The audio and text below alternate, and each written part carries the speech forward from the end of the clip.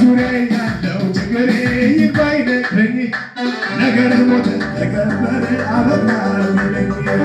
አዲስ ነገር ባለው ሁልጊዜ በማን ያለው ጌታ ዛሬ በዙፋኑ ይተጋል ስለኔ ከበታ በዙሪያ ያለው ችግሬ ባይነግረኝ ነገር ሞተ ተቀበረ አበቃ ቢለኝ አዲስ ነገር ባለው ሁልጊዜ በማን ያለው ጌታ ዛሬ በዙፋኑ ይተጋል ስለኔ እኔም ማምነው ጨለማ ይበራል ያለኝ እኔም ማምነው ተራራ ይነዳል ያለኝ እኔም ማምነው ማይቻለው ይቻላል ያለኝ